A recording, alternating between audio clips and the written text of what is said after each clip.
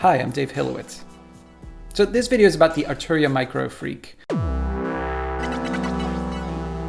I wanted to make a video about this particular synth because I think it's really, really unique. For a couple of years now, it's been almost a cliche to say that all of the interesting stuff that's happening in the world of synthesis is happening over on the modular synth side. Boutique synth companies like Expert Sleepers, Mutable Instruments, Noise Engineering are doing things with their modules that you just can't get with standalone synths. All of which is why this thing, the Microfreak, is so exciting. In building it, Arturia has taken some of the magic from the world of modular synths and they've ported it over to their standalone synth, literally as it happens.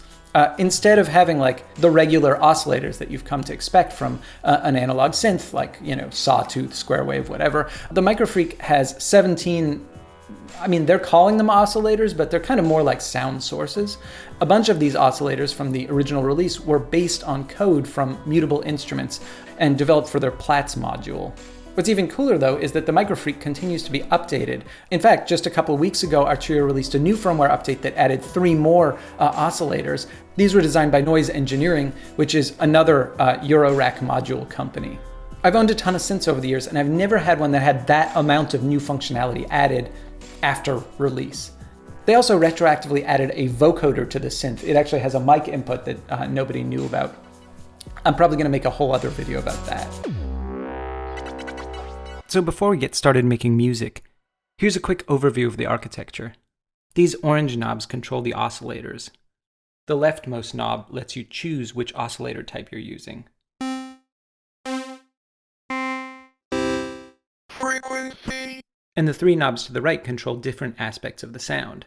Knob, machine, modular, operator. The functionality is different depending on which of the oscillators you're using. Up here we have the mod matrix. This lets you specify which modular source affects which parameters of the synth. There are a bunch of modulation sources. First, there are the standard things, an envelope generator, an LFO, but then there's this funny thing over here called the cycling envelope, which is a multi-mode envelope. It can either be made to work just like a regular envelope, in which case you would have 2 envelopes to use, or you can turn looping on so that instead of just being a regular envelope, it actually repeats itself. Much closer to an LFO. The final modulation option is the keyboard. The keyboard on this thing is not like any you'll have seen anywhere else. It's completely flat, and it's essentially just a circuit board that you touch. It can sense pressure, and that pressure value can be assigned to any parameter on the Microfreak.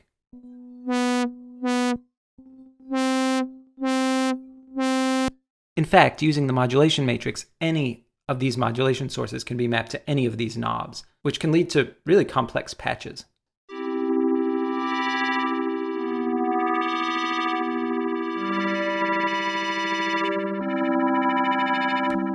To get started, I'm going to try to browse through the presets and see if I can find a patch that inspires me. Ideally, I'd like to find something a little bit minimal.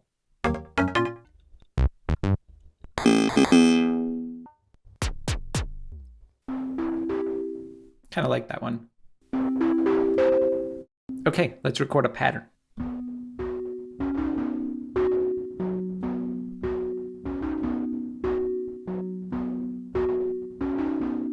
Here it is after some massaging in Ableton.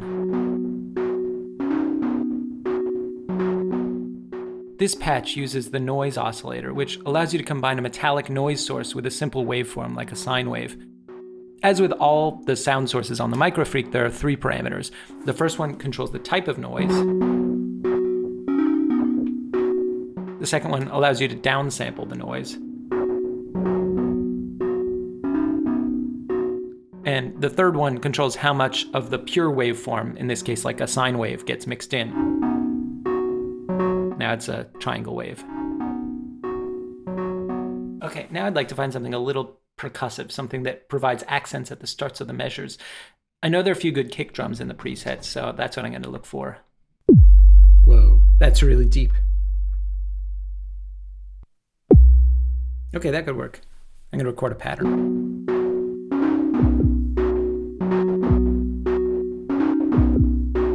Okay, that sounds pretty good. As it happens, this kick drum preset uses that same noise oscillator that we used in the first voice. Of course, everything has been filtered with the low-pass filter, so it's a little bit moot. But yeah, there's crazy stuff happening at the high end. Okay, enough of that. Time to add some melody. This time, let's make our own patch.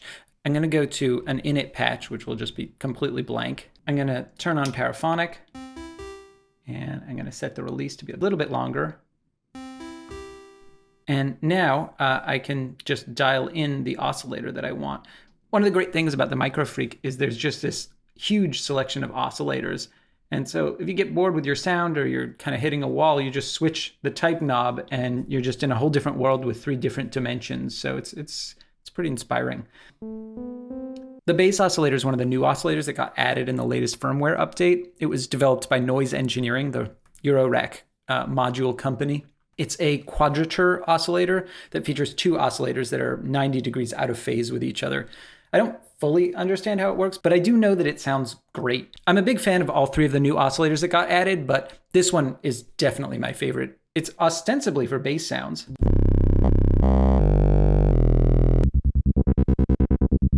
But you can use it for anything.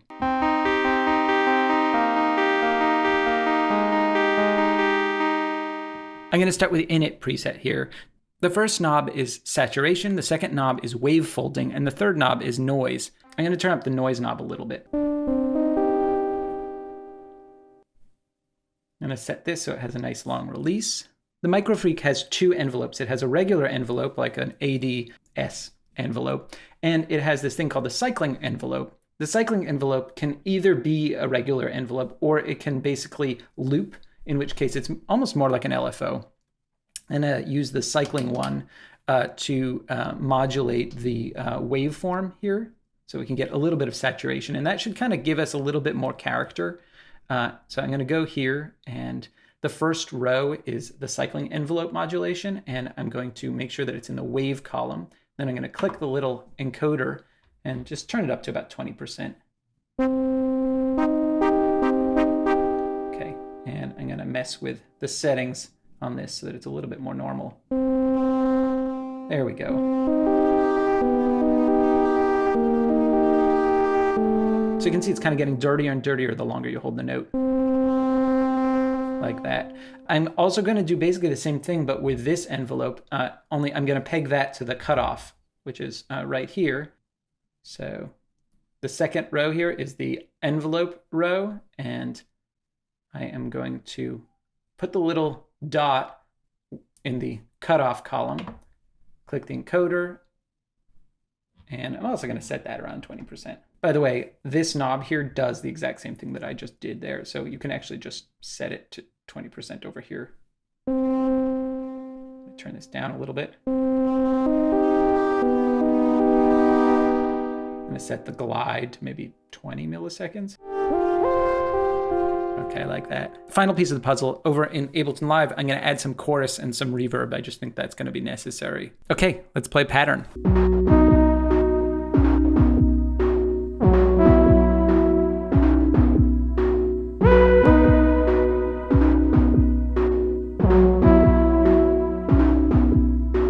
Okay, here it is in Ableton. I've added some bass notes as well.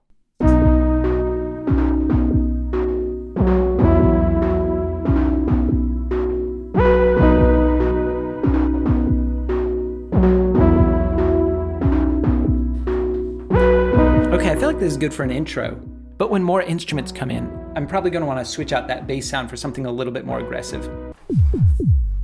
So that's one option. I'm going to see what else there is. It's pretty cool. Ooh, that's good. That's exactly the kind of patch I never ever use. So let's use it. I'm going to take that same bass drum pattern I had before. I'm going to double the length of the pattern, and in the second half, I'm going to have it go up a fifth.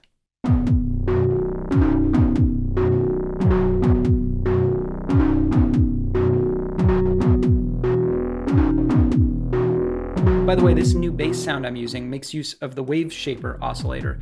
This is a combination of a wave shaper and a wave folder.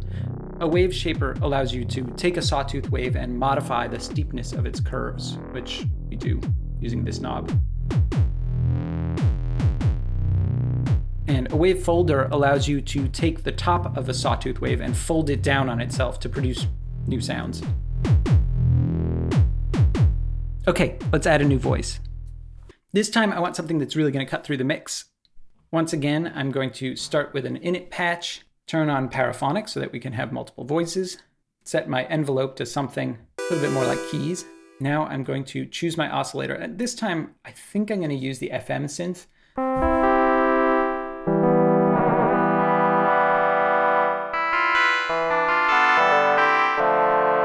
I'm going to play with different modulators.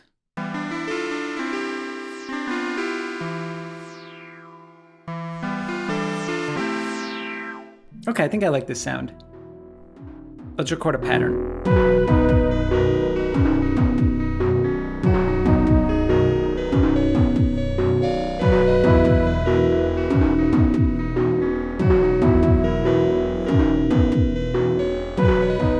Okay, I'm going to clean it up in Ableton. Here's what it looks like now that I've cleaned it up in Ableton. I also added some notes an octave below to give it some variation.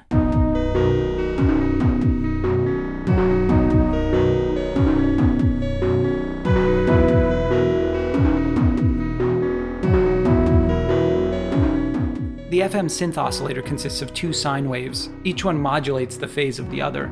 You can use it to make all kinds of sounds, from pretty subtle to very metallic and grating. The most important setting for dialing in a sound is the ratio parameter, which is controlled by the wave knob.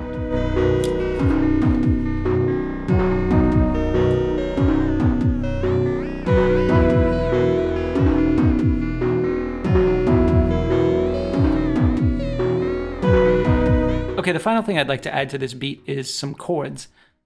The Microfreak has a chord oscillator that allows you to play entire chords with a single key. Let's make a patch.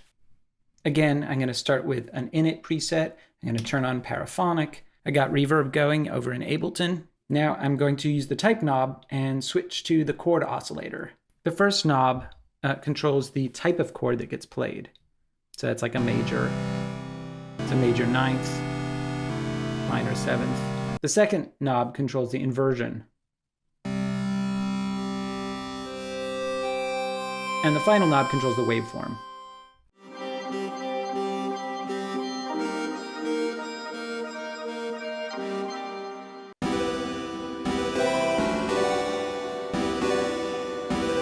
Okay, that's nice and depressing. I think I'm gonna add those. I'm just gonna put them at the start of each measure.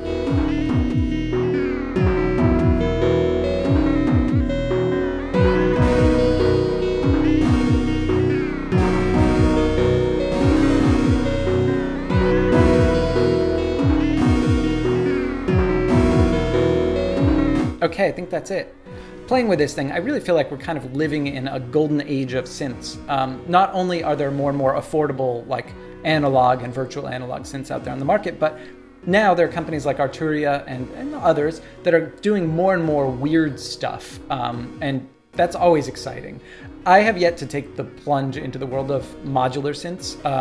I feel like this might be my gateway drug though, so we'll see. If you enjoyed this, it would be great if you could hit like, and if you haven't done so already, now is a great time to subscribe. I've got a bunch more videos coming. Yeah, see you soon.